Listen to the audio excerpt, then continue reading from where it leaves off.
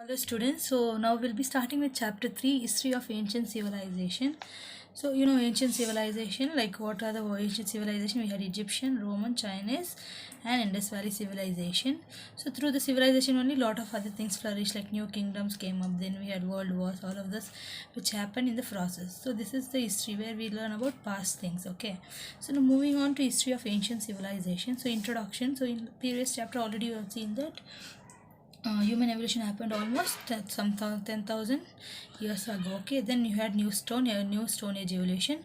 Then what happened? New inventions were being made by the man. Okay, like example, you had what to say. They started gathering what to say gatherers. They become gatherers, turn into growers. Then they become the settlers. Then what they started settling in the basin region, water basin region. Okay, then you have inventions that help the growth of civilization. What types of invention were developed in the growth of civilizations? Like you had many inventions such as use of fire, rearing cattle, everything. Earlier man didn't know how to use fire or he didn't know anything. Okay, he was just a man who just came up, who was being created, and he had to face so many problems with the nature. But slowly started learning everything, use of fire, rearing of animals, milk, meat, new weapons came up. Okay, then you have discovery of weaving and building the huts, houses, new means of method of transport were introduced. Then you have changes in revolutionary ideas, rise of new crafts and occupations. So people started doing occupation. Okay, earlier they were nomadic, they used to move from one place to another, but after a stage they wanted to settle and start a new civilization. Okay, the quotation moving wheels made the civilization. So it is said that moving wheels, okay, after moving wheels only we had civilization. This is noteworthy. The invention of moving wheel by man brought major changes in the profession of potter, carpenter, blacksmith, rope maker, transport system. So what time, because of moving wheel, all the people, like whatever they produce, they could what to say travel it. Okay, they could trade it with other people. Because of this, moving wheel made civilization. In the quote has been said, it also increased the pace of growth of civilization. New kind of civilization came up.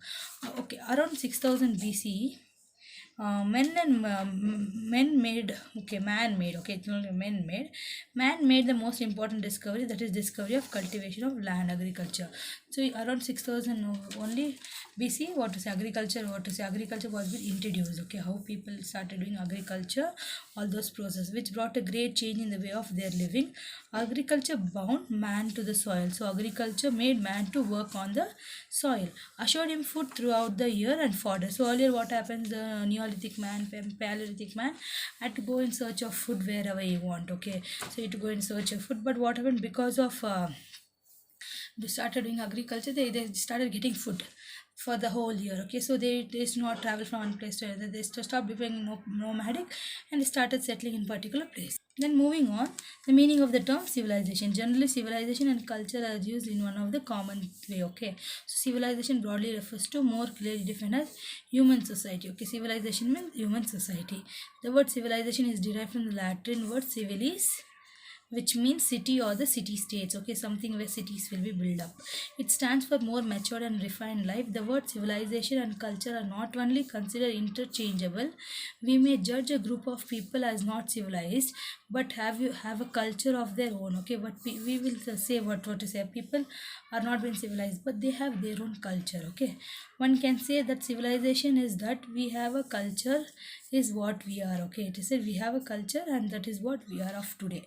Civilization refers to our material gains, okay, what gains we have been keeping, whereas culture refers to our spiritual and philosophical gains. Okay, so see, civilization is something material gains, we try to save and keep things. Okay, but culture is something spiritually and philosophically the thinking level changes, or the achievement. Civilization are often referred to as living in cities, whereas culture refers to the way of living of people.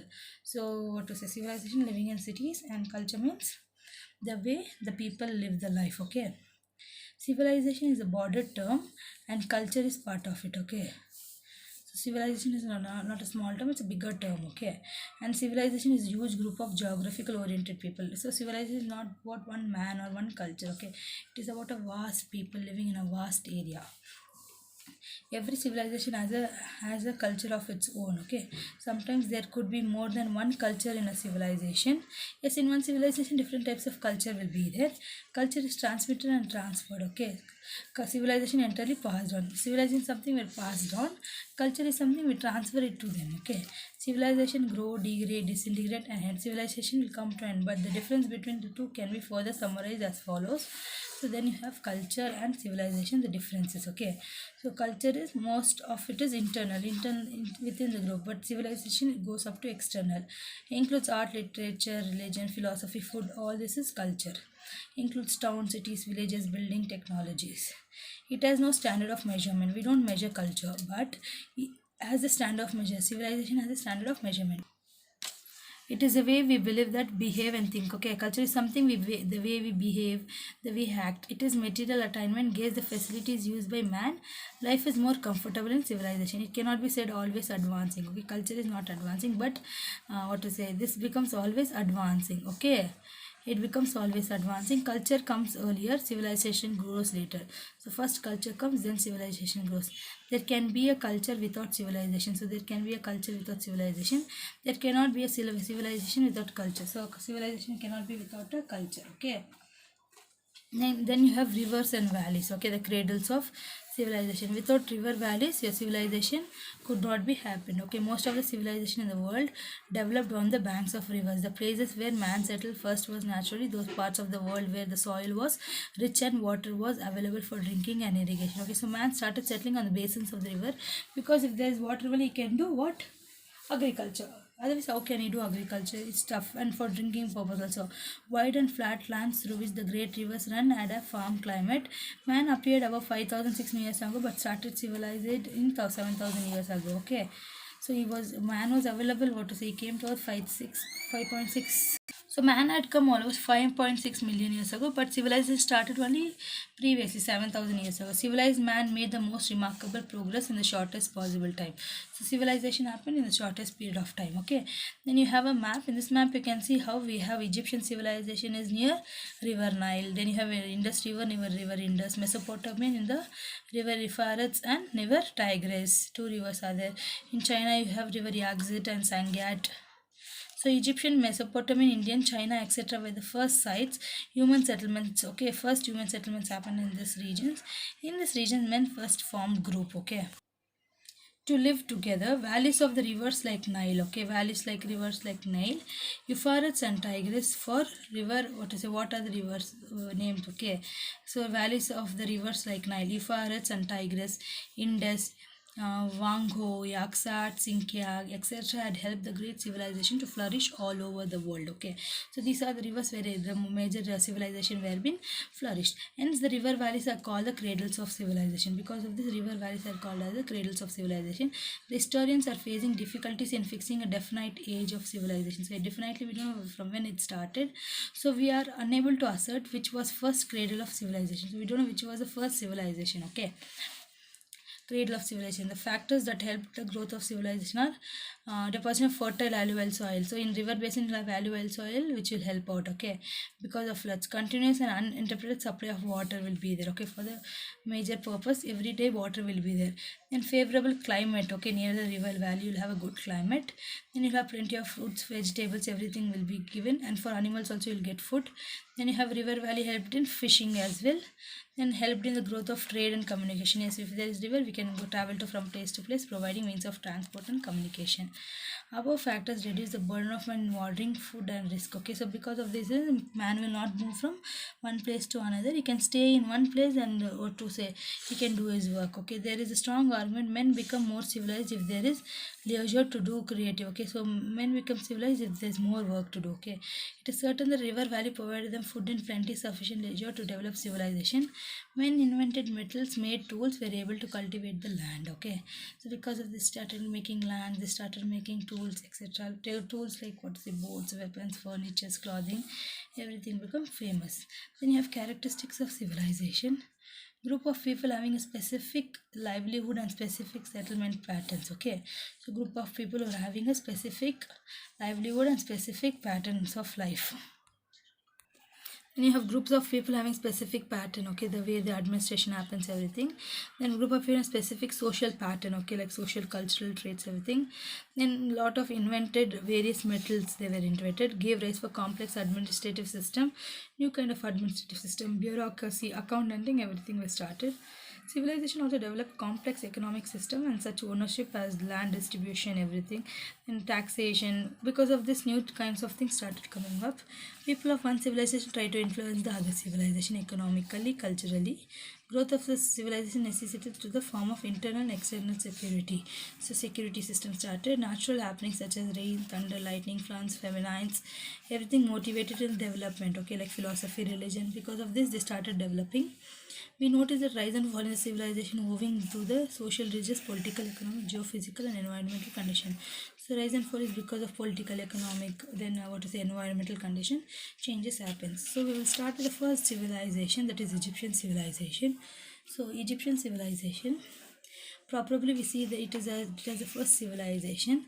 The development was in the Egypt on the banks of River Nile. So the river which was flourished was River Nile. Egypt is in the northern part of Africa continent. Okay, so it is towards the northern part of the Africa. It has geographically accessible to the Europe and Asia. Okay, so where geographically it connects both Europe and Asia, the impenetrable desert, and each, okay, in east, south and west. So you have in the north, completely towards east, you have your Sahara desert. In south you have your Kalahari desert, which becomes very, it was very tough for a civilization, but there was River Nile which helped out people to start a civilization. The Mediterranean Sea to the north provided natural defense for Egypt. Okay, so Mediterranean Sea towards the north helped people. So it was isolated from the rest of the world, but Egypt was isolated from the rest of the world. It had a great advantage of being usually safe from the attack. It was safe from the attack.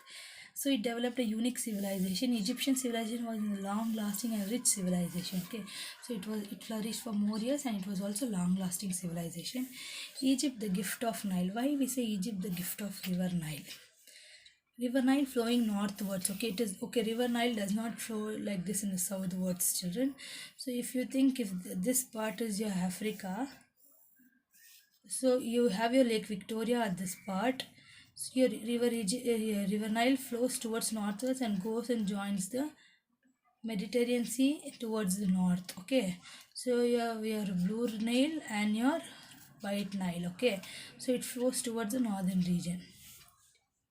Then you have what to say northernwards, fertile plains. Okay, so it's 15 to 20 kilometers either side. Okay, because of this Nile, plenty of food, fodder. Then you have supply of water because of River Nile.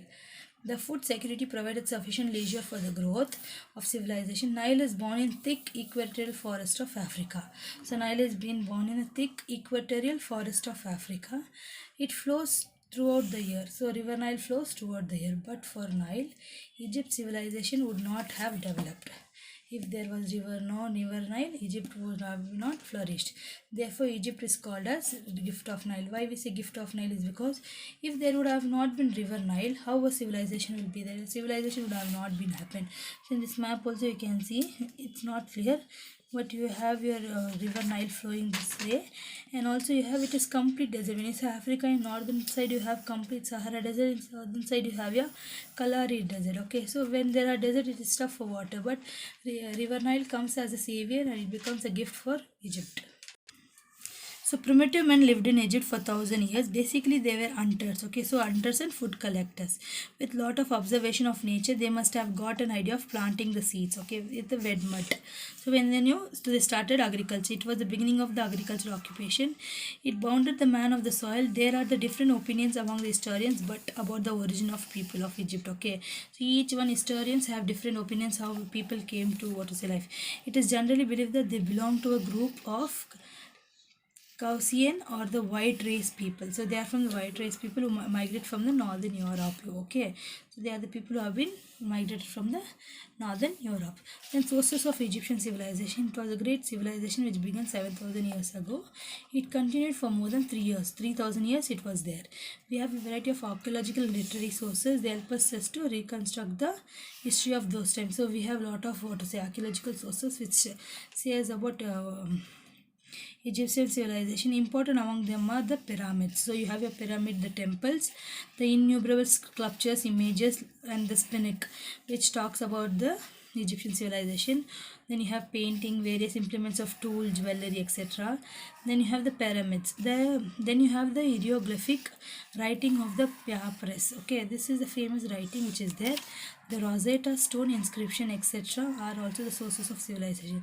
Between 1798 to 1800, Napoleon invaded Egypt. After this, the study of Egyptian got momentum. Okay, so after this, when the Napoleon's invasion, Egyptian become very famous. Okay, then you have some images here. The section of Egyptian book, one of the image.